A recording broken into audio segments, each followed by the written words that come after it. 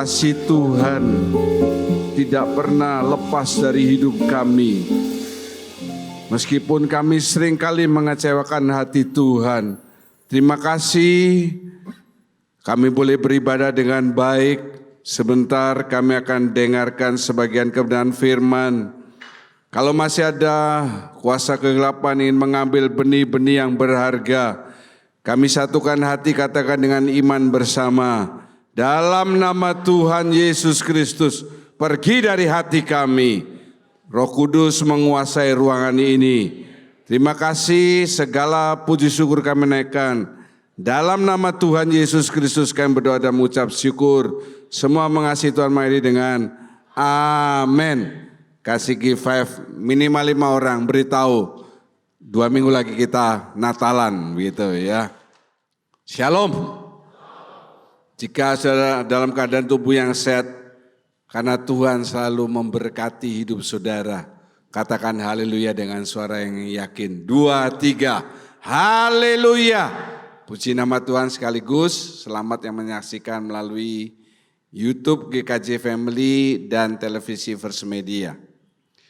Judul firman Tuhan saya menjelang akhir tahun, baca bersama 2, 3. Hidup tanpa pamrih. Kalau dengar judulnya ini, bisakah kita melakukannya? Jawabannya sulit sekali. Tetapi ada pepatah yang mengatakan learning by doing. Learning by doing, jadi pasti bisa. Karena ada satu manusia yang bisa melakukan, namanya Yesus. Dan kita yang punya gen, DNA-nya Yesus juga harus bisa. Setiap firman yang saudara dengar, jangan hanya saudara jadikan teori. Tapi itu saudara harus hidupi. Supaya saudara mendapatkan maknanya bila saudara ada dalam kesulitan. Sama seperti kita menyanyikan lagu-lagu. Kalau saudara menghidupi lagu itu, maka pada saat saudara menyanyikan lagu yang sama, misalnya keempat, kelima, keenam kalinya, saudara akan mengeluarkan air mata. Karena apa? Karena saudara menghidupi. Jadi, dengarkan firman Tuhan ini dengan baik, karena ini pesannya cukup berat buat saudara di akhir tahun ini.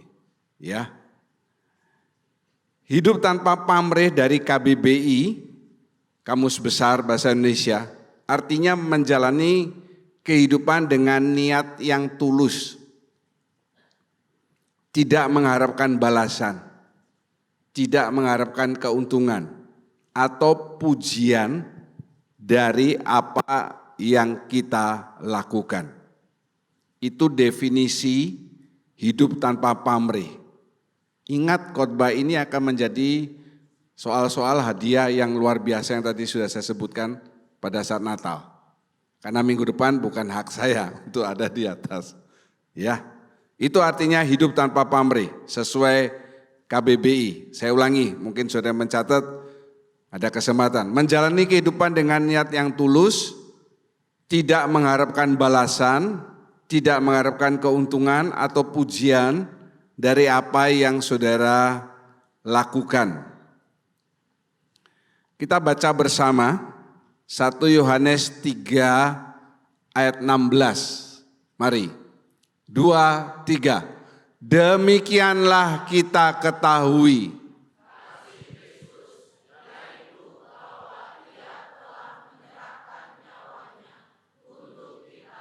Jadi kita pun wajib menyerahkan nyawa kita untuk saudara-saudara kita. Amin. Perhatikan kata ini mengerikan.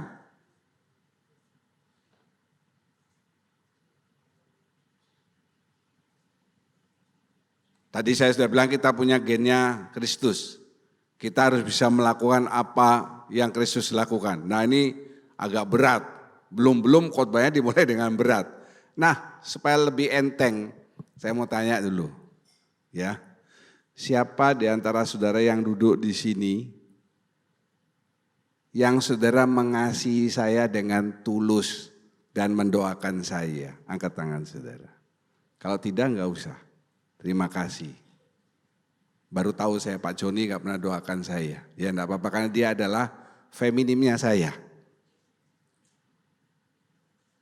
Yang tadi angkat tangan, hidup saudara itu akan diberkati Tuhan. Saudara mendoakan seorang gembala sidang, saudara mendapatkan berkat sebagai gembala sidang. Kan ada ayatnya. Baru tahu saya Pak, makanya baca Alkitab yang baik. Kalau saudara betul mengasihi saya dengan tulus, mendoakan saya, saudara diberkati oleh Tuhan. Yang tadi angkat tangan, saya tanya kedua kalinya. Siapa di antara saudara yang rela mati bagi saya? Angkat tangan saudara. Tidak ada. Mari kita berdiri, kita nyanyi lagu terakhir. Ya, kita berdiri, kita nyanyi lagu terakhir. Tidak ada yang mau, tidak ada. Kenapa? Apa urusan saya dengan Pak John? Dia bukan siapa-siapa saya. Untuk suami atau istri saya saja saya tidak mau mati. Apalagi untuk Pak John yang bukan keluarga saya. Kan begitu pemikiran saudara. Jadi saudara melanggar ini kan. Berdosa. Dosa melanggar perintah Tuhan. Ini loh. Tadi saudara baca. Wajib menyerahkan nyawa kita untuk saudara-saudara kita. Benar? Berarti saudara berdosa karena melanggar perintah Tuhan.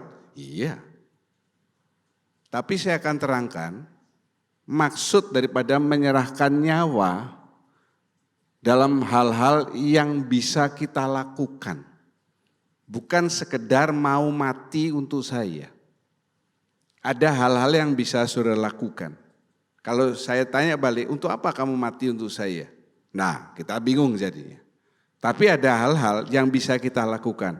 Ingat yang tadi saya katakan, learning by doing. Ayat 17 dan 18-nya mengatakan, ini dia salah satu prakteknya. Menyerahkan nyawa itu seperti apa? Dijelaskan. Barang siapa mempunyai harta duniawi dan melihat saudaranya menderita kekurangan, tetapi menutup pintu hatinya terhadap saudaranya itu, bagaimanakah kasih Allah dapat tetap di dalam dirinya? Kita berhenti ya kalau baca ini. Kalau saudara punya harta duniawi, siapa yang punya harta duniawi? Semuanya, tidak ditulis siapa yang kaya, tidak. Yang punya harta duniawi. Kan tidak ada saudara di tempat ini yang cuma punya baju satu. Tidak ada. Pasti lebih kan? Nah itu sudah harta duniawi, masa harta surgawi. Berarti semua. Kalau saudara melihat ada rekan saudara menderita kekurangan. Rekan, lihat ini, saudara. Tetapi saudara hanya bilang kasihan, saya doakan dan sebagainya. Tapi no action, itu artinya pintu hati saudara tertutup. Apa? Tidak ada tindakan. Maka kasih Allah pergi dari hidup saudara. Yang mengatakan kasih Allah tidak berkesudahan, itu ada sanggahannya. Ini salah satunya. Saya termasuk orang yang radikal ya. Jadi kalau saya mengajar di kelas juga mereka banyak yang pertamanya bingung. Tapi sudah saya terangkan, mereka mengatakan kita dapat pelajaran yang baru. Memang kasih Allah tidak berkesudahan. Yaitu bagi orang salah satunya yang tidak menutup pintu hatinya dan lain sebagainya.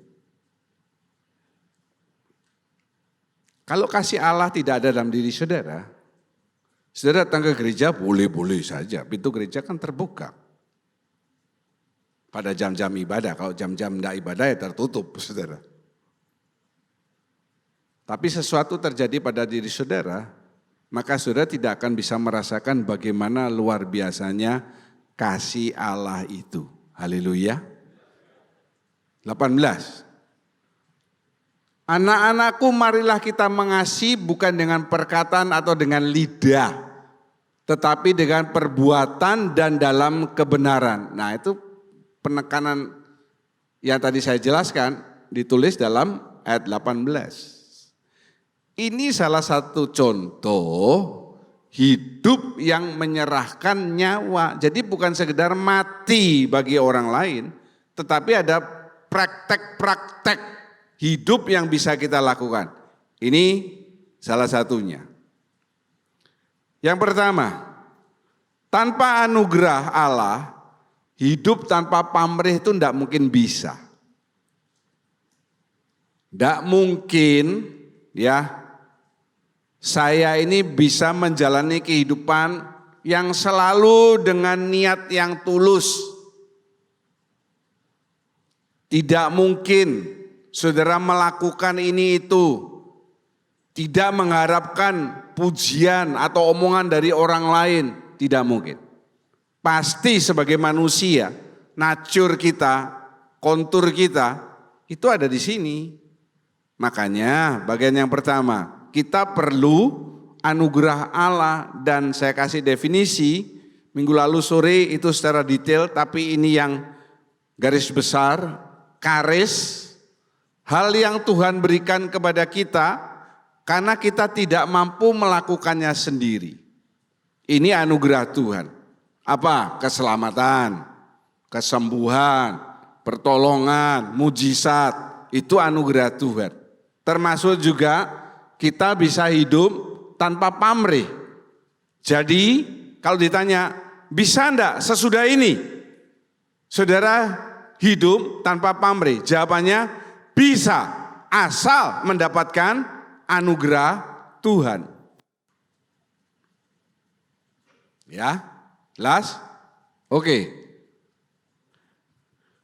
Saya akan ceritakan satu kisah nyata, kesaksian dari seorang hamba Tuhan. Pada saat kerusuhan tahun 1998, pendeta ini ada di sebuah pulau, ya, kerusuhan Mei 1998. Saudara yang sudah lahir pasti ingat ya, ini masa-masa yang kelam di Indonesia. Dia pendeta di salah satu pulau. Kerusuhan di pulau itu sangat luar biasa, selain di Jakarta. Yang orang Kristen, kebetulan komandan Kodim, komando daerah militernya di pulau itu, mereka dikumpulkan, yang orang Kristen, laki, perempuan, tua, muda, anak-anak, semua dimasukkan di mana? Di markas militer, Barak namanya, dimasukkan di sana supaya selamat.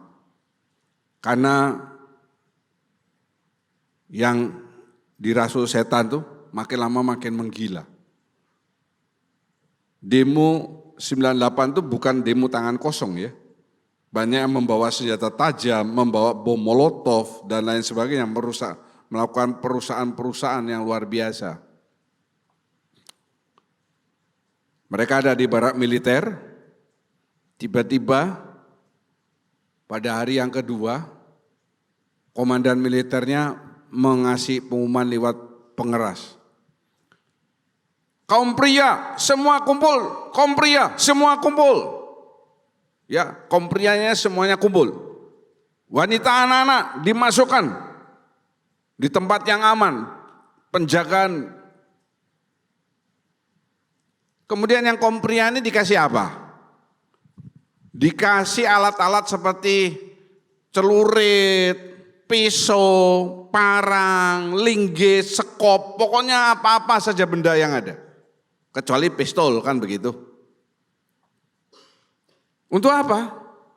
Karena demonstran itu akan menyerbu barak itu.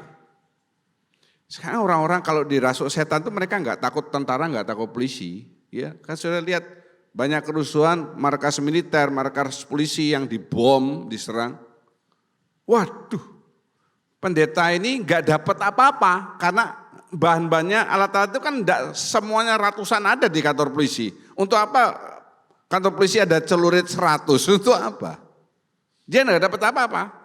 Tetapi tetap ayo maju. Wah, yang laki-laki ketakutan. Tetapi gimana ya? Mereka harus maju. Wah, dari sana para demonstran tuh menggila. Buka baju, teriak-teriak, lempar-lempar bom molotov. Ya, dan pendeta ini ada di tengah-tengah dia, ada di tengah-tengah barisan. Didorong dari belakang, ayo maju. Maksudnya adalah perlawanan sedikit banyak. Komandannya bilang, ingat istri, anakmu, orang tuamu yang ada di belakang.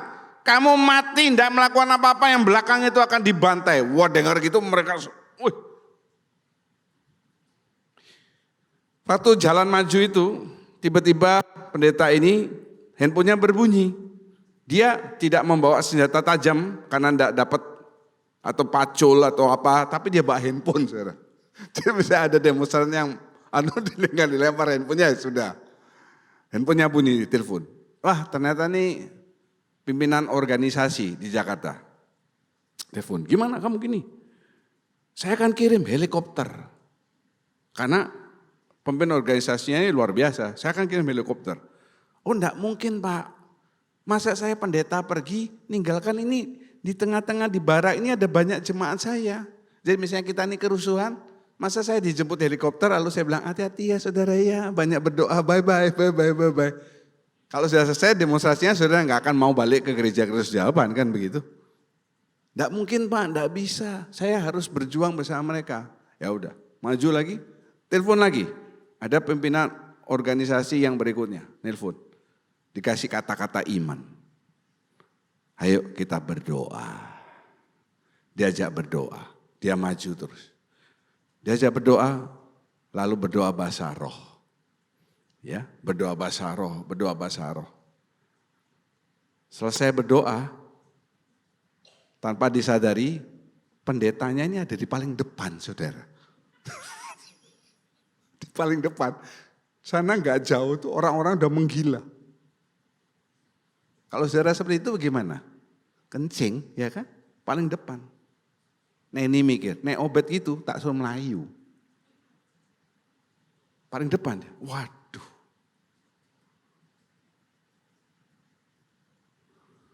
Yang tadinya orang-orang gila itu maju.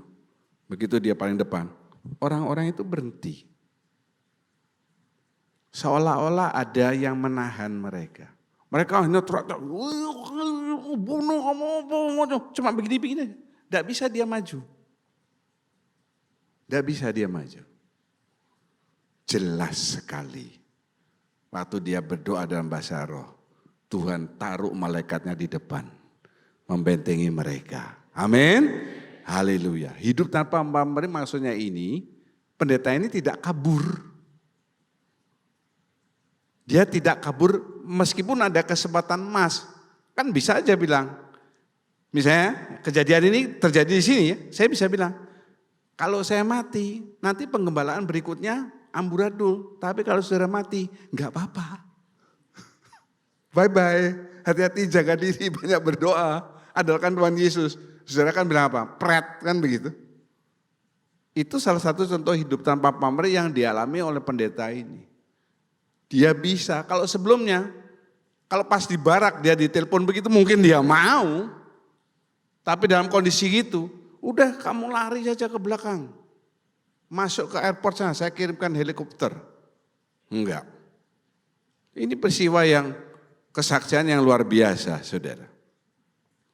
Bagian yang kedua, mari kita baca bersama. 2, 3. Teladan utama hanya Kristus. Ya. Kemarin kita juga sudah baca ayatnya dalam doa malam. Kristus ini kan salah satunya dia mengajarkan hal-hal yang luar biasa. Nah, di dunia ini juga ada banyak pengajar-pengajar top. Yang sekarang masih ada dan yang pernah ada, sudah mati. Tetapi semuanya itu berakhir di kuburan. Yesus juga berakhir di kuburan. Tetapi kuburan hanya menahan dia sanggup menahan dia 3 hari saja. Karena pada hari yang ketiga dia bangkit, dia satu-satunya manusia yang pernah mati dan bangkit.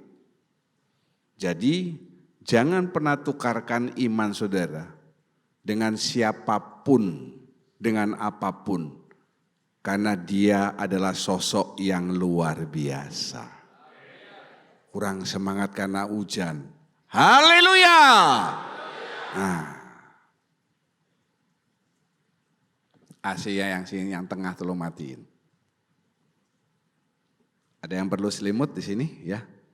Enggak ada. Oke.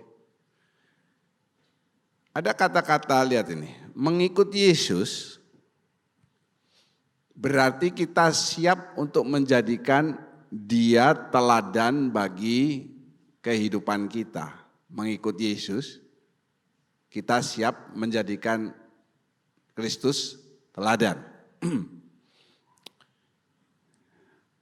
Saya baru saja dapat pemikiran ya, tadi saya sudah berpikir, tetapi ternyata bisa nyambung di khotbah ini. Begini contohnya, saya adalah gembala sidang di tempat ini, saudara sudah ikut di gereja ini ada yang setahun, ada yang berpuluh tahun. Paling tidak kehidupan saya ini mempengaruhi saudara. Saya dilihat setiap minggu, tindak tanduk, termasuk cara berpakaian dan pakai sepatu saya. Saya kasih tahu ya, lihat kiri kanan saudara. Berapa banyak yang pakai pantofel, berapa banyak yang pakai sepatu kayak sepatu olahraga. Coba lihat kiri kanan saudara. Bu Elis nggak usah lihat dia pakai sandal, apalagi Yere. Semuanya rata-rata pakai sepatu bukan pantofel. Betul nggak? Saya lihat kiri kanan saudara. Tadi yang nyanyi ada berapa? 10. Semuanya pakai sepatu olahraga. Karena mereka habis ini mau lari ya. Lari dari kenyataan. Kenapa? Secara tidak langsung saudara setiap minggu melihat saya tidak pernah lagi pakai sepatu pantofel. Dulu saya selalu pakai sepatu pantofel. Tahu sepatu pantofel? Sepatu yang ada martabaknya itu loh saudara. Bukan begitu, bukan berarti saya memakai sepatu, bukan pantofel itu karena mau supaya kelihatan lebih muda. Nggak usah pakai sepatu pantofel, pakai celana pendek aja orang sudah tahu saya lebih muda dari usia saya. Wish. Tapi orang usia, saya yang dokter Matthew nggak ada, di atas 55, itu paling baik pakai sepatu bukan pantofel. Jadi saya membaca itu, saya mengganti semua sepatu pantofel saya dengan sepatu-sepatu yang bukan pantofel. Hal itu diikuti oleh saudara. Meskipun saudara masih umur 20-30 tetap pakai sepatu sport. Ya itu kelihatan kan. Sekarang Kristus bagaimana? Tiap hari kita baca Alkitab. Tiap minggu kita dengar firman. Berkersel. Ada enggak yang saudara teladani, yang merubah sifat pemikiran paradigma saudara? Ada enggak? Coba saudara berpikir. Tahun 2025 sudah hampir berakhir. Tahun lalu sifat saya yang begini, yang suka ngambulan, suka marah, masih ada enggak sampai sekarang? Atau makin menjadi-jadi? Tahun lalu saya banyak khawatir tentang ini itu, sekarang bagaimana? Makin khawatir. Nah, itu apa yang bisa kita teladani? Tahun lalu saya suka marah, sekarang meskipun pasangan saya marah-marah, saya tetap membalas dengan senyum. Haleluya, di balik senyum ada ulek-ulek di tangan saya yang di belakang. Senyum selesai, ulek-ulek melayang. Tahu ulek-ulek saudara? Iso raiso, pokok iso kudu iso. Ya. Catat. Nanti siapa tahu kuisnya Natal, apa itu ulek-ulek? Saya tes Pak Bail, apa itu ulek-ulek Pak? Enggak tahu. Saudara ketawa, tapi saudara enggak tahu ulek-ulek. Ya. Sebelahnya Stefanus, Rudi Leo, apa itu ulek-ulek? Hah? Merek jam? Bukan. Itu colek saudara. Ya, enggak tahu. Daniel tahu apa ulek-ulek? Untuk bikin sambal. Kelihatannya dia sering pakai ulek-ulek. Oh itu toh, saya enggak pernah lihat. Iya Pak Bail enggak pernah lihat, soalnya pakai itu mertua indah terus ya toh. Roma 5 ayat 8. Allah menunjukkan kasih-Nya kepada kita oleh karena Kristus telah mati untuk kita ketika kita masih berdosa. Amin. Allah ini maksudnya Allah Bapa. Dia menunjukkan kasih-Nya dengan cara membuat anak yang tunggal mati untuk kita. Bukan karena kita ini teman baik atau berbuat baik atau diperlukan oleh Allah. Tidak, tetapi ketika kita masih berdosa, nah itu luar biasanya Allah. Sekali lagi, sekarang sampai selama-lamanya, apapun yang menimpa saudara, baik itu pacarnya, calon istri atau suami atau apapun, jangan pernah menukarkan Kristus dengan hal yang lain. Yang setuju katakan haleluya. Sebab dia mati bagi saudara ketika saudara masih berdosa. Bukan ketika saudara masih hebat. Sudah hebat, tidak. Meneladani Kristus itu artinya kita harus terhubung. Sekarang handphone tuh hebat-hebat ya. Belum masuk di Indonesia, tapi saya percaya Pak Hendra sudah tahu. Di luar negeri itu sudah dijual kacamata. Saya pernah cerita dari sini dengan mata saudara bisa menggerakkan mau nelpon siapa. Misalnya saya menelpon Andri David, terkonek, kacamatanya luar biasa. Kalau di rumah sudah disambung, kita dengan kacamata itu, ya tentu kita pakai ya. Kita bisa menyalakan lampu, matikan TV, nyalakan AC. Kapan masuk Indonesia? Tidak lama lagi. Gak lama lagi. Waktu saya berapa tahun lalu ke Shenzhen, datangi Hendra dan Rika, saya digonceng sama naik motor. Tidak tahu kita kemana, saya lupa ya. Waktu itu semua motornya sudah listrik. Betul ya? Semua motornya sudah listrik. Padahal itu sudah berapa tahunnya belum punya anak itu. Saya belum lahir. Di China semua motornya sudah listrik waktu tahun itu. Sekarang di Indonesia sudah banyak, mobil listrik. Makin lama makin cepat karena globalisasi. Nanti mungkin 2 tahun, 1 tahun, 2 tahun kacamata itu sudah masuk sini. Sekarang kan sudah masuk. Apa saya pernah tanya itu, Pet, yang mainan VR. Mike punya itu. Minta sama VR, main lewat sini. Pukul apa, semuanya ada di mata kita, kacamata. Percuma punya secanggih apapun, tapi enggak connect sama provider apapun. Provider itu apa? XL, Axis, Telkomsel. Demikian juga dengan saudara. Saudara pelayanan di mimbar. Bahkan khotbah sekalipun. WL.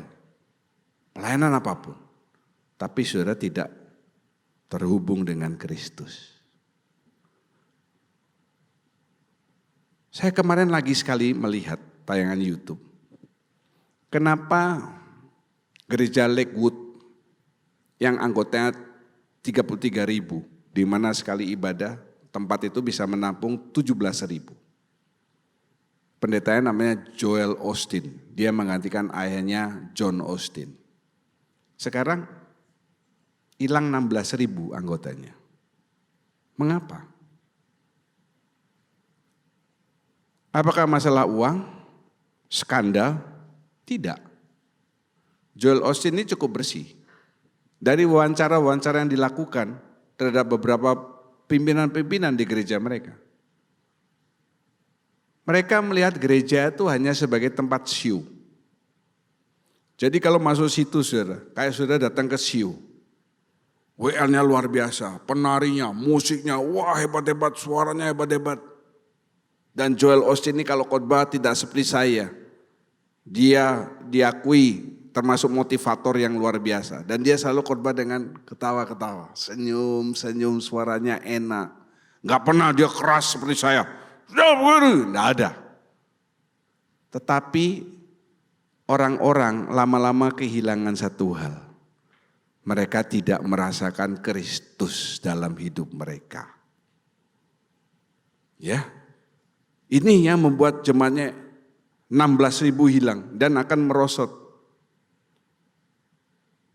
Lalu apa? Personal, hubungan. Banyak yang berkata akhirnya John Osteen itu orangnya membangun hubungan. Kalau Joel Osteen ini seperti selebritis. Ya. Nah saudara di gereja ini karena apa? Karena sudah lahir, mati, bapaknya di sini, ibunya di sini, saya sampai apapun ya ada di sini. Atau memang saudara merasakan Kristus, itu tergantung saudara. Saya selalu berusaha setiap kali kita ibadah, Roh Tuhan harus selalu ada di tempat ini. Haleluya. Makanya kalau menyanyi kurang keras, kurang semangat, jangan sakit hati saya memacu saudara. Kalau saudara ngantuk, jangan sakit hati kalau sebelah saudara saya suruh mencolek saudara. Seperti sekarang, pukul sebelah saudara, colek dia. Ya, bak begitu. Ya, kasih tahu. Tetap siaga.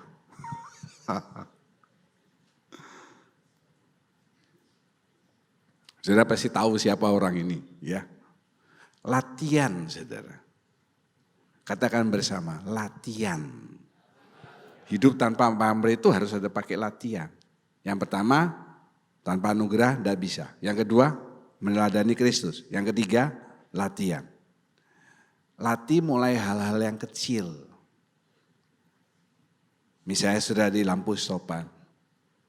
Ya, melihat orang, maaf tunanetra,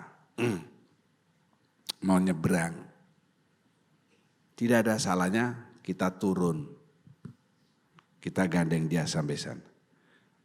Saya percaya kalau kita melakukan itu, terus lampunya hijau, yang ngebel-ngebel itu hanya Gojek dan Grab. Karena gak sabar. Yang lain pasti nungguin. Ada orang yang tua nyebrang, sudah seberangkan. Itu contoh yang kecil, yang lainnya banyak. Setiap juara apapun itu mulainya dari latihan. Ada seorang petarung UFC yang terkenal, namanya Islam Makhachev. Dia sepupu dari Khabib Nurmagomedov. Islam Makhachev ini sekarang dia memegang 2 sabuk juara di 2 kelas yang berbeda.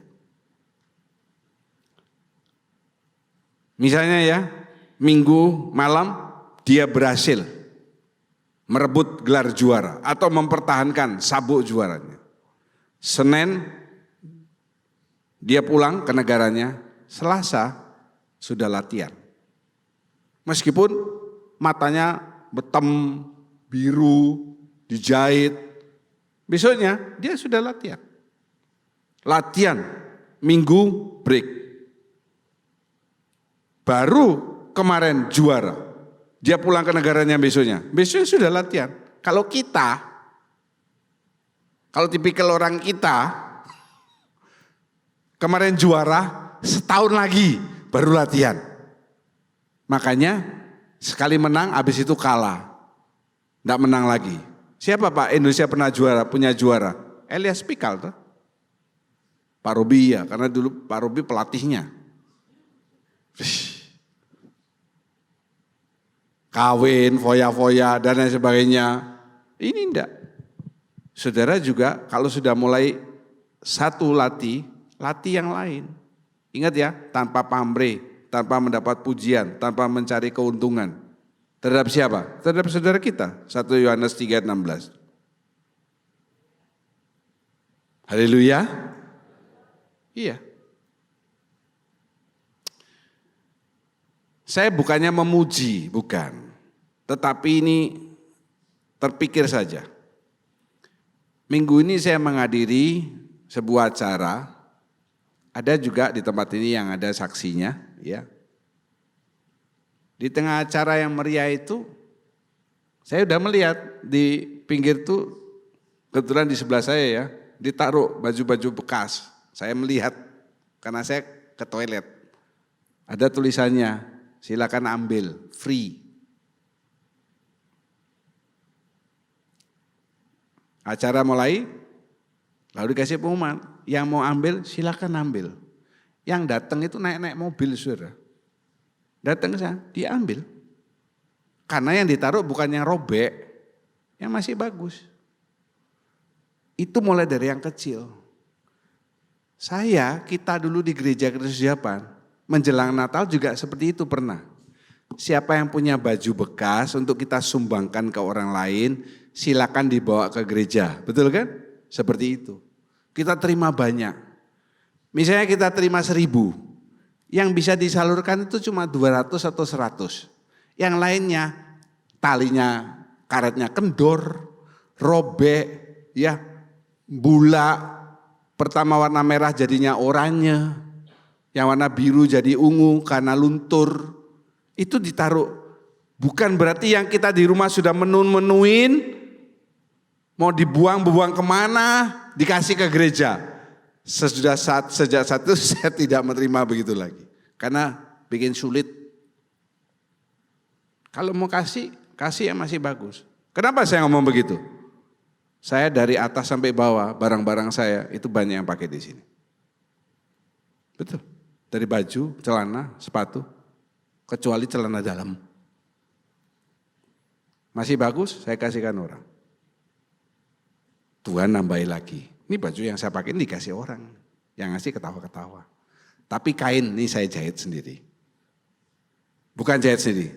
Jahit di penjahit saya. Saya nggak bisa jahit. Nanti Budia langsung, wajah langsung, wih sainganku gitu ya.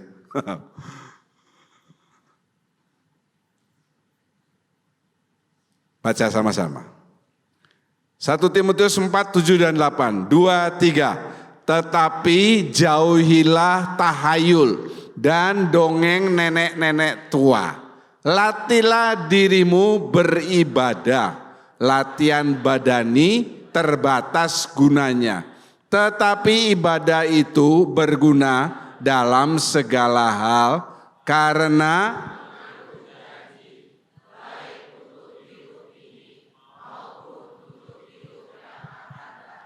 amin. Semua latihan nih badani terbatas gunanya. Kenapa? Karena tidak mengandung janji untuk hidup yang akan datang. Saya suka sama 8 kali Mr. Olympia Ronnie Coleman. Luar biasa. Hebat dia. Ya, akhirnya dia cedera dan dia pincang. Apa yang untuk hidup yang akan datang? Tidak ada. Siapa yang tidak kenal zamannya kita dulu? Anatoly Karpov, Garry Kasparov, itu favoritnya Pak Budi. Pecatur hebat. Sekarang tidak ada untuk hidup yang akan datang. Tapi saudara, kalau saudara melatih diri saudara,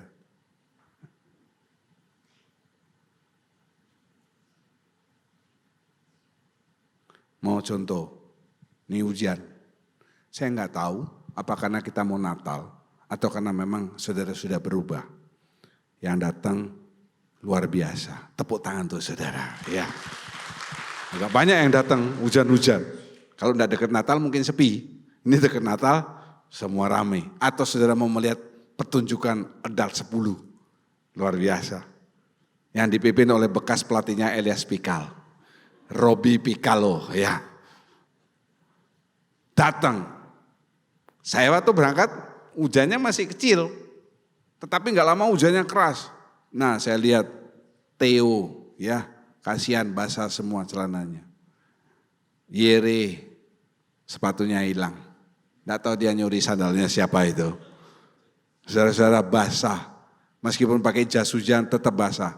Saudara naik motor pakai jas hujan, muka kan tetap kena, betul ya?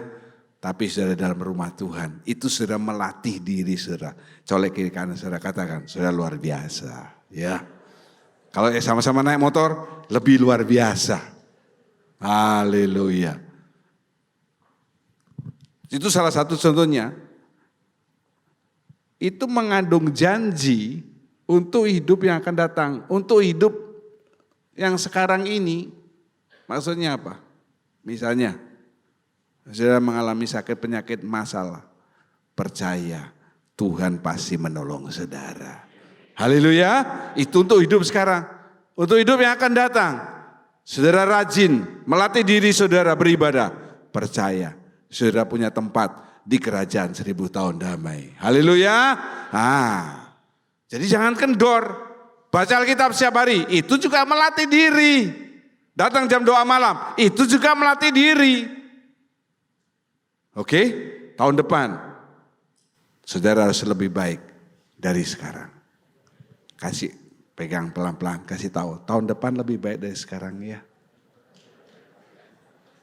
Ya, kalau sebelahnya misalnya istri atau suaminya yang sulit dikasih tahu, enggak usah gini tepuk ke dia kepalanya ya. Dari kata Eusebia, artinya godliness, artinya keserupaan dengan Kristus dalam kurung dalam segala hal. Apa Pak? Ya baca tuh di Alkitab yang Yesus lakukan. Ya terakhir yang sudah kita baca ayat pertama, memberikan nyawanya. Tapi saya akan mengatakan kan, kita nggak usah se-ekstrim gitu. Ada banyak hal yang kita bisa praktekkan. Yang pertama, apa maksudnya ini? Saudara mungkin belum pernah dengar ini ya. Altruisme. Kalau egoisme, saudara sering dengar. Tapi kata altruisme, saudara belum pernah dengar. Altruisme itu adalah mendahulukan kepentingan orang lain. Lawannya egoisme. Rela berkorban waktu, tenaga, materi. Tidak mencari pujian. Memberi makanan pada orang yang membutuhkan. Ini dia. Saya selalu ingat pada masa COVID. Puji syukur gereja kita setiap bulan melakukan aksi sosial. Setiap bulan ya. Memberikan beras. Dan saya tidak pernah lupa waktu zaman COVID lagi menggila. Saya naik motor mau pulang rumah, mau belok ke kantornya Pak Budi kerja itu. Saya melihat ada mobil Fortuner. Tahun 2021, 2020 itu masih mobil mahal karena belum ada mobil listrik kan. Fortuner. Turunlah seorang perempuan, keren dia, ya keren. Kelihatan dari bajunya. Dia bawa beberapa kantongan plastik. Terus dia taruh di pinggir. Dia turun, dia taruh. Masuk ke mobil lagi. Bagasi ya, taruh lagi. Saya nggak terlalu dekat, saya berhenti. Saya penasaran. Kenapa ditaruh di tempat itu? Saya tunggu, dia pergi, saya datang, saya lihat. Ada tulisannya, silakan ambil gratis bagi yang membutuhkan. Pak John ngambil enggak? Enggak. Pasti ada yang lebih membutuhkan dari saya. Meskipun saya juga kepingin ngambil.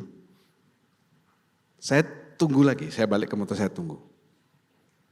10 menit saja habis.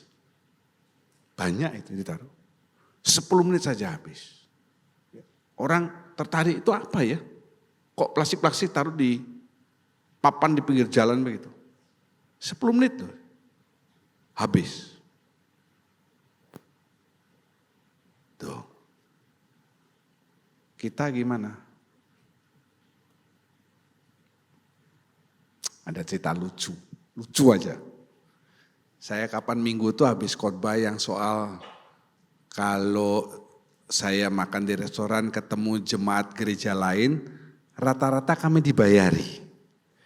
Tapi kalau ketemu jemaat sendiri, sulit dibayari. Jadi baru habis khotbah itu, saya masuk ke sebuah tempat makan, ketemu jemaat kita. Gimana ini? Kalau dia nanti tidak bayari, dia tidak enak sama khotbah saya. Ya, kalau saya bayari, ya repot juga. Akhirnya saya bayar duluan. Ternyata mereka mau membayari kita, tapi saya bilang saya sudah bayar duluan. Siapa di tempat ini habis pulang gereja ini makan di restoran, saya mau ikut.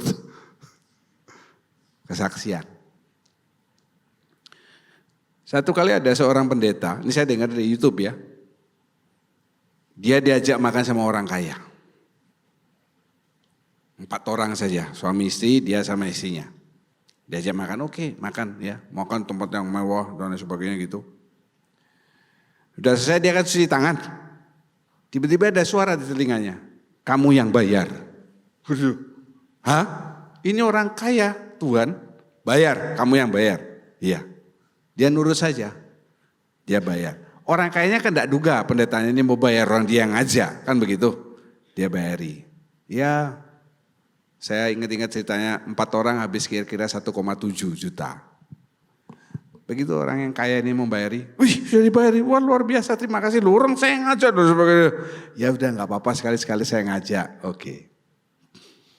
Pulang sampai rumah, malam dia iseng-iseng ngecek BCA-nya. Masuk 50 juta dari orang kaya itu. Masuk 50 juta. Dia saksikan ini di gerejanya. Luar biasa. Tidak lama kemudian ada pengerja dari gereja itu. Diajak makan sama orang yang kaya juga. Tapi bukan orang ini, orang kaya juga. Diajak makan dia. Pengerja gereja ini makan dia ingat kesaksian bosnya, pendetanya. Bayari, betul enggak? Tapi dia ingat cerita pendetanya, bukan dengar suara.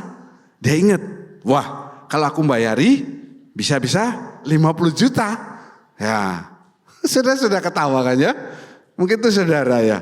Jadi yang bayari. Wih orang kayaknya bilang, oh terima kasih. Berhari-hari dia ngecek BCA nggak ada satupun masuk.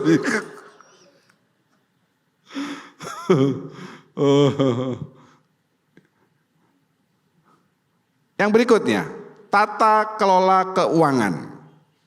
Ini hal yang sangat penting saudara.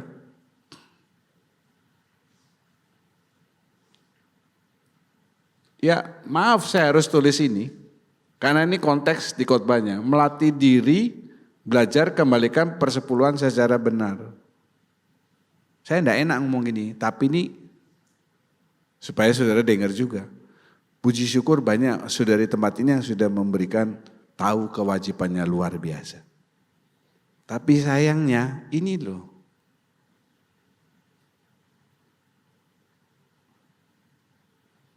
Persepuluhan itu artinya 10%. Ada beberapa dari saudara yang sudah kerja 5 tahun, 10 tahun. Memberi persepuluhannya tetap saja. Kalau saya kerja di perusahaan, 5 tahun gak naik-naik gajinya, saya pindah dong. Pindah. Ya, Pak Anton kerja di perusahaan yang sama 5 tahun gaji gak pernah naik gimana? 10 tahun. Yang lebih hebat lagi, dari tahun ke tahun malah tambah merosot. Kalau saya kerja di tempat itu, 5 tahun gajinya tambah merosot, saya sudah lama keluar. Untung Tuhan sudah tidak lama tidak meninggalkan saudara. Firman Tuhan persepuluhan, 1/10. Saya ngomongin enggak masalah, sebab saya juga memberikan. Saudara bisa matematika, Tuhan gurunya. Jadi lihat ya hidup ini. Saya melihat dengan mata saya. Orang-orang yang setia memberikan secara benar. Tuhan lindungi. Dilalukan dari mara bahaya malapetaka. Sakit sih oke. Tapi pertolongan Tuhan itu luar biasa. Betul. Betul. Ada yang 5-10 tahun tetap saja. Gajinya segitu. Saya juga heran. Kok dia kerja di perusahaan yang sama mau aja. Malah turun. Wah luar biasa. Kalau turun hebat. Kalau saudara tidak bisa belajar dari perkara yang kecil, Tuhan tidak bisa mempercayakan perkara yang besar. Ya, firman Tuhan yang ngomong. Oke, tertegunkan. Oh iya, baguslah ada yang ingetin. Terakhir, sengaja. Katakan bersama, sengaja. Tolong dibacakan. Bu Rika dari tadi. Pada waktu kamu menuai hasil tanahmu, janganlah kau sabit ladangmu habis-habis sampai ke tepinya. Dan janganlah kau pungut apa yang ketinggalan dari penuaianmu. Juga sisa-sisa buah anggurmu, janganlah kau petik untuk kedua kalinya.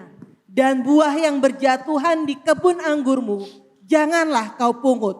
Tetapi semuanya itu harus kau tinggalkan bagi orang miskin dan bagi orang asing. Akulah Tuhan Allahmu. Amin. Ini pesan Allah kepada orang Israel, imamat. Orang Israel diajar, tuliskanlah Taurat di jenang-jenang pintu rumah. Ini turun sampai kepada orang yang bernama Boas. Dari zaman imamat ditulis sampai kisah Rut Boas, itu jauh. Tapi karena pesan ini turun-temurun, Boas melakukan seperti ini. Janganlah disabit sampai habis. Yang sudah ketinggalan dari penuaian, jangan diambil lagi. Sisa-sisa buah anggur, jangan kau petik untuk kedua kalinya. Buah yang berjatuhan, jangan kau pungut. Kenapa? Harus kau tinggalkan bagi orang miskin dan bagi orang asing. Karena apa? Karena aku Tuhan Allahmu. Hal itu yang dilakukan oleh Boas, sehingga Rut waktu ngambil, mertuanya kaget, loh kok dapat banyak? Ternyata Boas ngomong sama pegawainya, biarin, jangan diambil. Saudara sebagai orang tua, pesan yang harus saudara turunkan kepada keturunan saudara, anak-anak saudara, bukan pesan warisan, tapi nasihat-nasihat firman Tuhan. Saya, itu ada Andrew, di atas ya, multimedia. Saya suka memberikan nasihat kalau malam mau tidur ya. Firman Tuhan, saya bilang, sekali waktu Dedi tidak ada di sampingmu. Tapi kalau kamu dengarkan omongan Dedi ini, hidupmu akan diberkati. Ya, saya bukan bilang, warisan saya itu ada di sini, di bank ini, bank itu, enggak. Pesan firman Tuhan. Saudara juga sebagai orang tua, seperti itu anak-anak saudara. Pesan itu harus turun. Bicara soal sengaja, ini ada cerita. Saya baca ya. Namanya ini Alexander Fleming, Sir Alexander Fleming. Kalau tidak ada orang ini, kacaulah hidup kita. Siapa dia? Dia dokter penemu penisilin. Nah penisilin kan kalau saudara infeksi apa? Habis operasi pasti ada masuk penisilin. Dia ini sengaja membiarkan cawan Petri itu ini ya, alat-alat laboratorium. Untuk apa? Untuk menumbuhkan jamur. Kalau cawan ini harusnya ada penutupnya. Ini kan cawannya, ini penutupnya, kaca ya. Kalau tidak ditutup, ternyata ada jamur yang malah tumbuh. Bukan kalau ditutup. Dan jamur ini yaitu bahan utama membuat Penisilin. Ini sengaja. Saudara sengaja, ya seperti tadi ayat itu, menyisakan untuk orang-orang yang tidak mampu. Yang lain tidak usah, Pak Indra saja. Ini contoh soal sengaja. Ini siapa? Sudah ada namanya kan? Winston Churchill. Jenderal Inggris yang terhebat. Dia selalu membakar semangat tentara Inggris dengan perkataan ini. Never, never, never give up. Kita ngomong bersama-sama. 2, 3. Artinya apa? Jangan pernah menyerah. Dan karena dorongan ini, Nazi tidak bisa menguasai Eropa. Nazi Jerman. Kalau tidak ada Winston Churchill, Eropa dimakan habis sama Nazi. Karena kata-kata ini, semangat tentaranya terbakar. Colek kiri kanan saudara. Beritahu, never, never, never give up. Lagi, never, never, never give up, hidup dalam ketulusan.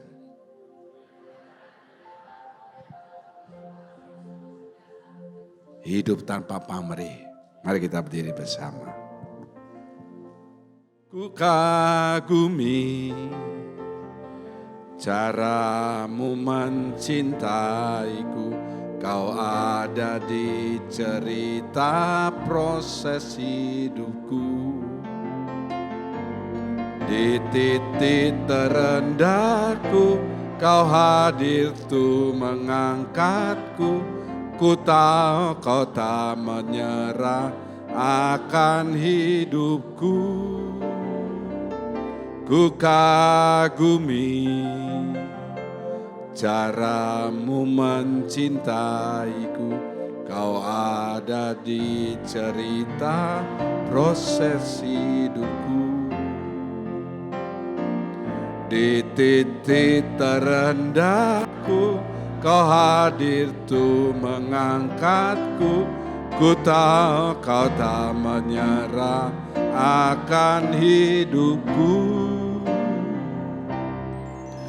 Tak terbatas kuasamu, tak terduga caramu. Kau yang ku andalkan di setiap langkah hidupku. Tak terbatas kasih-Mu, tak terduga jalan-Mu. Kau yang ku percaya di segala-Mu.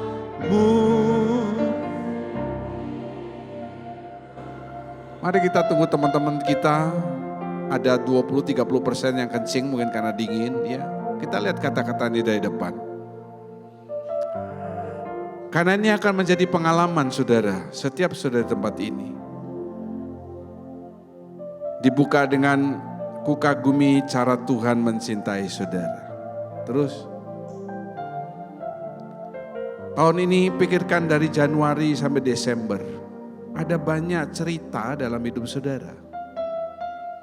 Ada cerita-cerita yang itu merupakan proses.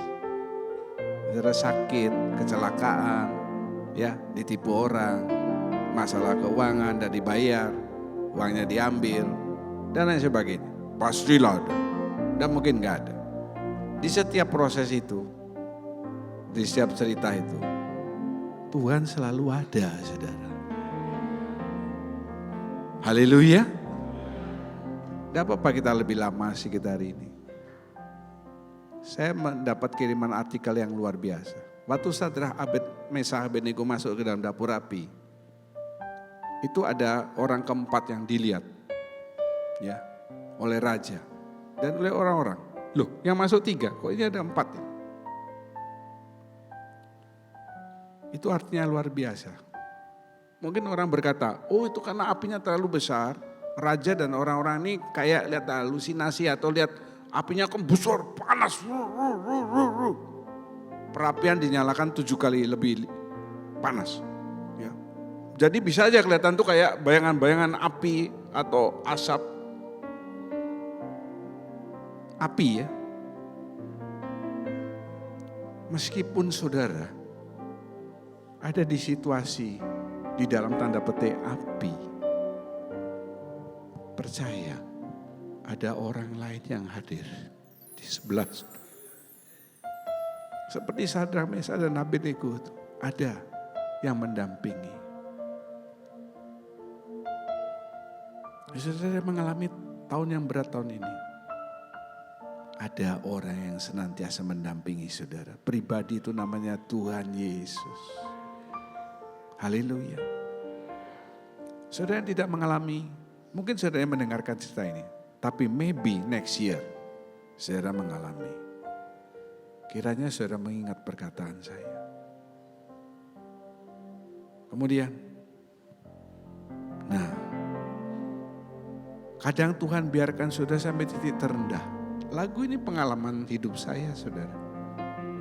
Di titik terendah, Tuhan tidak pernah meninggalkan saudara.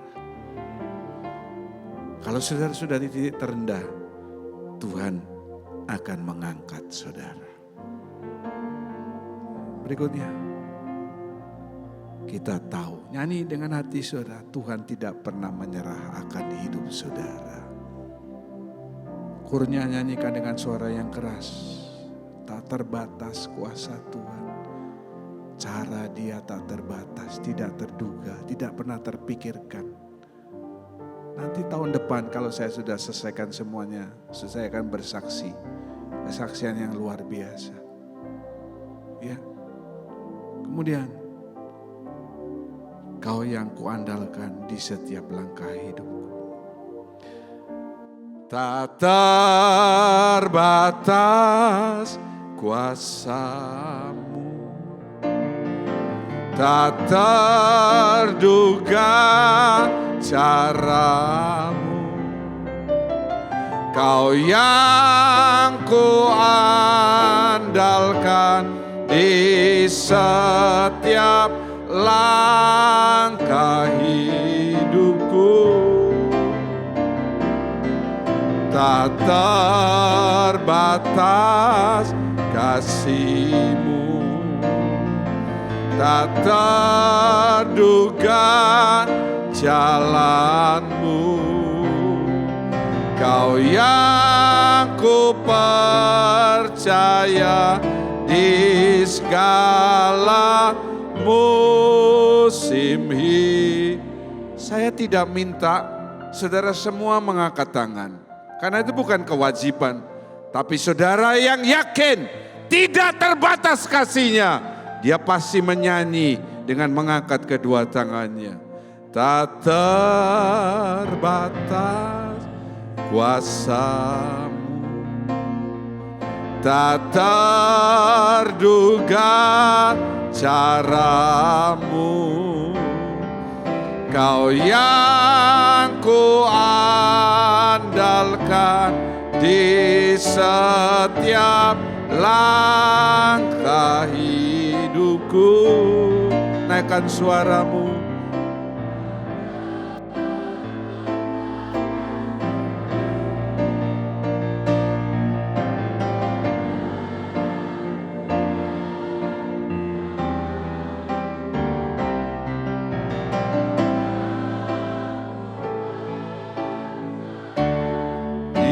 Segala musim hidup. Lebih keras lagi. Kau yang ku percaya, Kau yang ku percaya di segala musim hidupku.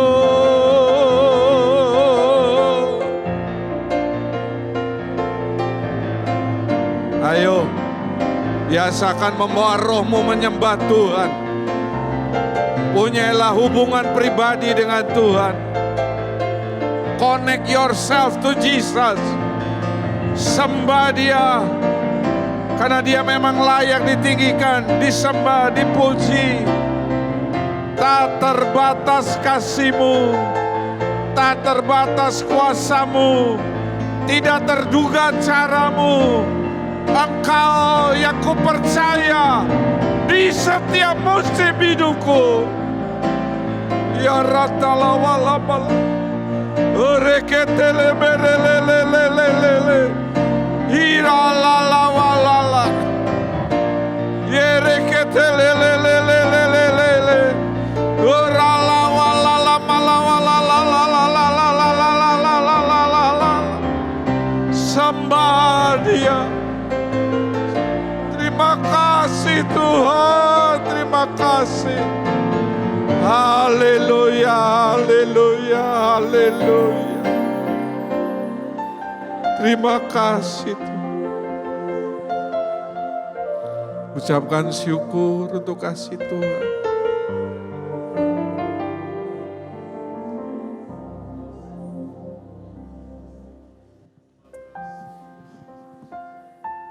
Sungguh kami boleh bersyukur dan terima kasih Tuhan untuk segala kebaikan-Mu Tuhan. Pagi hari ini walaupun cuaca kurang mendukung, tapi kami percaya karena Engkau baik kepada kami, sehingga kami boleh ada di rumah-Mu Tuhan. Dan saat ini juga hamba-Mu sudah berhenti berbicara Tuhan, tapi Roh-Mu masih berbicara kepada kami Tuhan. Terima kasih Tuhan, berbicaralah kepada kami terus Tuhan. Terima kasih untuk firman-Mu yang sudah Engkau sampaikan lewat hamba-Mu ya Tuhan. Karena kasih anugerah-Mu Tuhan, kami hidup boleh dalam ketulusan ya Tuhan. Dan kami boleh menjadi teladan karena Engkau sendiri yang sudah menjadi teladan bagi kami Tuhan. Sehingga kami boleh menjadi teladan bagi orang-orang sekitar kami Tuhan. Dan hidup kami boleh melatih untuk selalu setia beribadah kepada Engkau Tuhan. Sehingga hidup kami boleh selalu terhubung dengan Engkau Tuhan. Dan kami percaya Tuhan, karena ibadah mengandung janji Tuhan. Dan kami percaya kami akan merasakan akan janji-janji-Mu Tuhan. Engkaulah yang menjadi andalan kami, Engkaulah yang kami percaya Tuhan. Sehingga setiap proses-proses yang Tuhan berikan kepada kami, menjadikan kami boleh semakin serupa dengan Engkau Tuhan, bertumbuh di dalam Engkau Tuhan. Terima kasih Tuhan, terima kasih atas firman-Mu. Dan Kau memberkati hamba-Mu Bapak Gembala ya Tuhan, baik di dalam pelayanannya, dalam kehidupannya, keluarganya. Dan juga Tuhan berikan selalu kesehatan kepada hamba-Mu Tuhan. Pakai terus hamba-Mu semakin hari semakin luar biasa ya Tuhan. Tambahkan roh pengetahuan yang dari Engkau ya Tuhan. Sehingga jemaat-Mu di sini juga boleh semakin diberkati Tuhan dengan firman-firman. Dan tidak hanya menjadi pendengar akan firman, tapi boleh menjadi pelaku-pelaku firman Tuhan. Terima kasih Tuhan, terima kasih, terpujilah nama-Mu. Hanya di dalam nama Tuhan Yesus kami sudah berucap syukur. Amin. Kami mengangkat kedua tangan, mengangkat wajah. Kami percaya pada saat ini tiga-tingkap surga sedang terbuka. Engkau memandang kami dengan wajah kasih-Mu untuk mencurahkan berkat-berkat yang kami butuhkan dalam kehidupan ini. Terima kasih untuk persembahan yang sudah diberikan Bapak, memberkati setiap pelayan kemah suci hari ini. Tuhan tambahkan anugerah dalam kehidupan mereka. Tangan-tangan memberikan persembahan persepuluhan secara benar, maka janji-janji firman Tuhan yang luar biasa juga akan digenapkan dalam kehidupan saudara secara benar.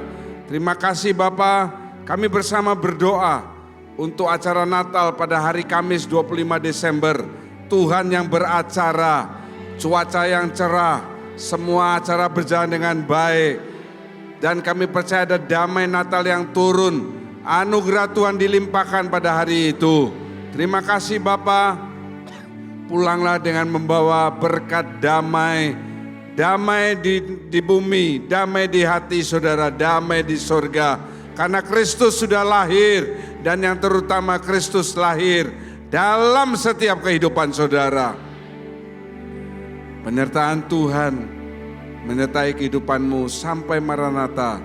Tuhan menjemput kembali kedua kalinya. Segala puji syukur kami naikkan dalam namanya Tuhan Yesus Kristus. Kami berdoa dan mengucap syukur. Haleluya. Kami terima